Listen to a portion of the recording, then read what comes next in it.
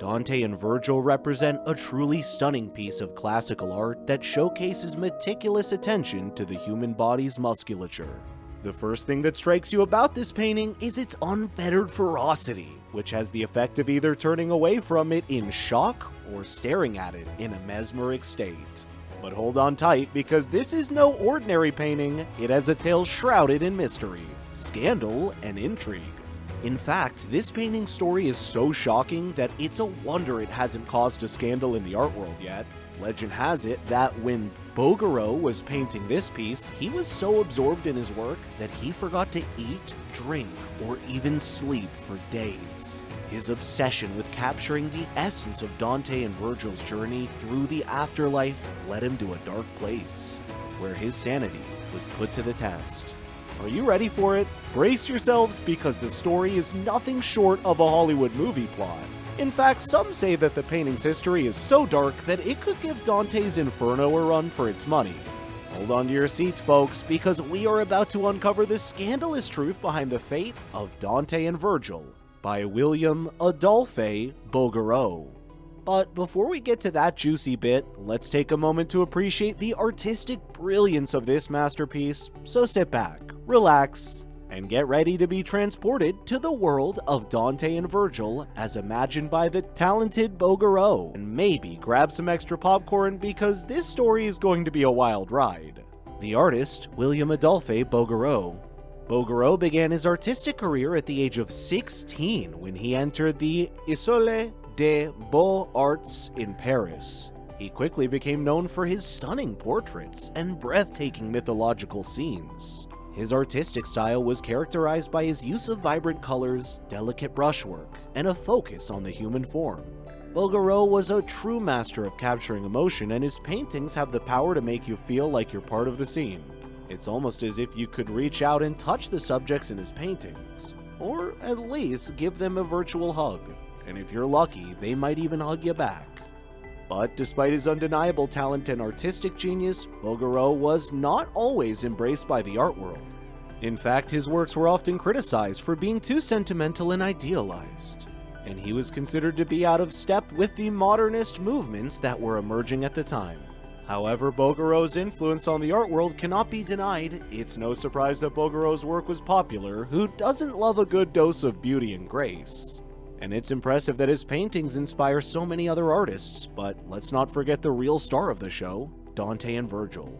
This painting is not only a masterpiece of technical skill, but it also captures the essence of one of the most influential works of literature in history. Dante Alighieri himself would be proud to see his characters brought to life in such a stunning way. Dante's Inferno, a classic tale of a man's journey through hell. And what better way to depict this epic journey than with a painting by William-Adolphe Bouguereau.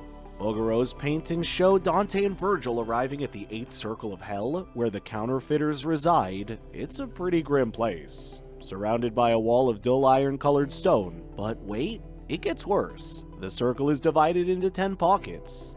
Because why have one big hell when you can have 10 smaller ones? And where do we find our heroes in this terrible place? In the 10th pouch of the 8th circle, of course, because if you're going to go to hell, you might as well go all the way. Dante and Virgil are watching a fight between two damned souls like the gladiator games, but with eternal damnation instead of death. Who are the two fellows going at it in this painting? We have Capocchio, a heretic and alchemist from Siena who suffered the ultimate punishment of being burned at the stake. And then there's Gianni Schicchi, who may have been a little too good at his job of impersonating others. He landed himself in hot water by pretending to be the deceased Buoso Donati in order to change his will and pocket most of his inheritance. Talk about audacity. It's no wonder these two are stuck in the 8th circle of hell, home to a colorful array of characters such as Alchemists, Counterfeiters, Perjurers, and Imposters. I can only imagine the kind of company they're keeping down there. But the real kicker? Schicchi's scheme worked like a charm, and he managed to walk away with the loot, leaving poor Buoso's relatives with nothing but regret, and a one-way ticket to the 8th circle of hell. Now that's what I call a twist of fate. And let's be honest, after pulling off a scam like that, can we really say he didn't deserve it? Meanwhile, in the shadows of the background, we have Dante and Virgil looking on. Virgil's all decked out in a red cloak and hat, looking like he's ready to steal the show, while Dante's covering his mouth in horror. Can't say I blame him, given the blood and fangs on display. Just be careful not to get too close to those fangs. But wait, Dante's eyes are fixed on something off to the right?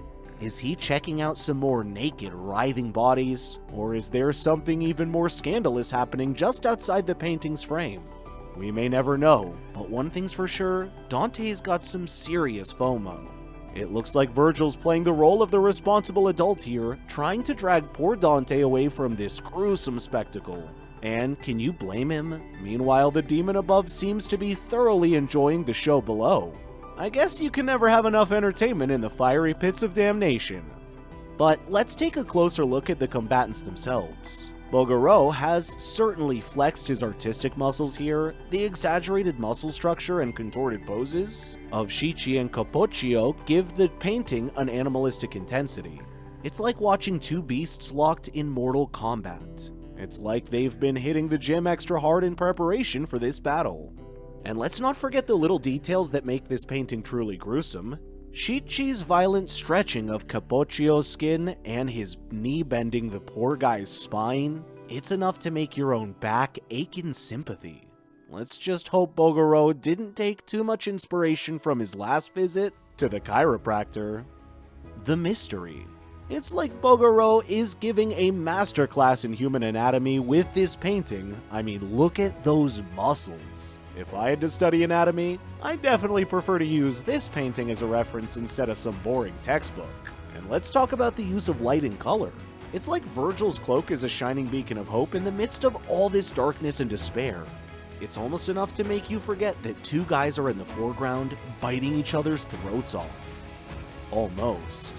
Another interesting fact is that Bouguereau wanted to surpass another famous author, Eugene Delacroix, who earlier painted the Bark of Dante, based on the same Dante Alighieri's epic poem.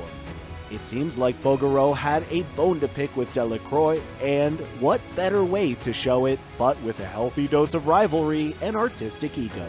Speaking of rivalry, Lars von Trier's use of Delacroix's painting as a reference for his horror film adds another layer to the mix. In The House That Jack Built, the killer Jack takes inspiration from Delacroix's painting to create his own macabre masterpiece, dragging bodies through the forest like Dante on his journey through the underworld.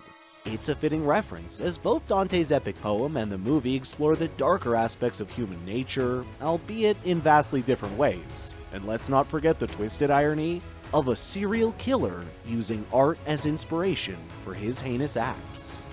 The painting of Dante and Virgil is a timeless masterpiece that captures the essence of two iconic literary figures.